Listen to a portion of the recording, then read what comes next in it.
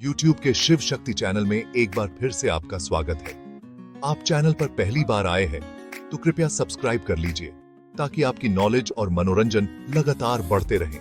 तो आइए शुरू करते हैं आज का वीडियो। ब्राह्मण जाति भारतीय समाज की 4 वर्णों में से एक है, जिसका वर्णन सबसे पहले वैदिक काल में मिलता है। ब्राह्मण मुख्य रूप से धार्मिक अनुष्ठानों, वेदों के अध्ययन, शिक्षा और समाज में नैतिक मार्गदर्शन देने के लिए जाने जाते थे। यहां ब्राह्मण जाति की विस्तृत जानकारी दी गई है। 1. इतिहास और उत्पत्ति। ब्राह्मण जाति का उल्लेख सबसे पहले वैदिक काल में मिलता है। वे 4 वर्णों में से एक थे। ब्राह्मण धार्मिक और शैक्षणिक कार्य, क्षत्रिय शासन और युद्ध, वैश्य व्यापार और कृषि, और शूद्र सेवा कार्य। वैदिक युग में ब्राह्मणों का मुख्य कार्य वेदों का अध्ययन और समाज में धार्मिक और नैतिक शिक्षा देना था। उन्हें वेदों के अध्ययन और धर्म का संरक्षक माना जाता था। 8. धार्मिक और सामाजिक भूमिका। ब्राह्मणों को भारतीय समाज में धार्मिक और सांस्कृतिक दृष्टि से महत्वपूर्ण भूमिका निभाने के लिए जाना जाता था। उनके कर्तव्यों में यज्ञ करना, धार्मिक ग्रंथों का अध्ययन और पढ़ाना तथा समाज में नैतिक और आध्यात्मिक मार्गदर्शन देना शामिल था।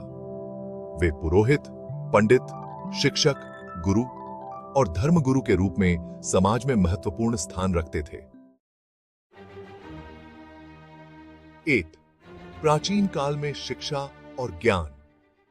ब्राह्मणों को वैदिक साहित्य और अन्य धार्मिक ग्रंथों का गहरा ज्ञान था। उन्हें वेद, पुराण, उपनिषद, धर्मशास्त्र और अन्य धार्मिक ग्रंथों का अध्ययन और प्रचार करने का विशेषाधिकार प्राप्त था। इसके अलावा उन्हें संस्कृत भाषा का प्रमुख ज्ञाता माना जाता था, जो प्राचीन भारतीय संस्कृति और ज्ञान का प्रमुख आधार थी। 4 वर्ण व्यवस्था में ब्राह्मणों को सर्वोच्च स्थान प्राप्त था। उनके पास समाज में विशेषाधिकार और सम्मान था। यह व्यवस्था धर्म, समाज और नैतिकता के आधार पर बनाई गई थी, जिसमें ब्राह्मणों को समाज में धार्मिक और आध्यात्मिक मार्गदर्शन का कार्य दिया गया था। ब्राह्मणों को अक्सर समाज का आध्यात्मिक नेता माना जाता था। समय के साथ भारतीय समाज में ब्राह्मणों की भूमिका में भी परिवर्तन आया। जहां पहले वे केवल धार्मिक और शैक्षणिक कार्यों में संलग्न थे, अब आधुनिक युग में वे विभिन्न व्यवसायों में कार्यरत हैं। कई ब्राह्मण अब चिकित्सा, इंजीनियरिंग, व्यापार और प्रशासनिक क्षेत्रों में काम करते हैं। हालांकि कुछ ब्राह्मण परिवार आज भी पारंपरिक धार्मिक कर्तव्यों का पालन करते हैं। ब्राह्मण जाति में कई उपजातियां होती हैं, जो क्षेत्रीय, भाषाई और सांस्कृतिक भिन्नताओं के आधार पर विभाजित हैं। इनमें प्रमुख हैं सरस्वत ब्राह्मण। ये मुख्य रूप से उत्तर पश्चिम भारत में पाए जाते हैं। गौड़ ब्राह्मण, ये उत्तर भारत के प्रमुख ब्राह्मण हैं। कर्नाट ब्राह्मण, दक्षिण भारत के ब्राह्मण हैं, जिन्हें कर्नाटिक ब्राह्मण भी कहा जाता है। मिथिला ब्राह्मण,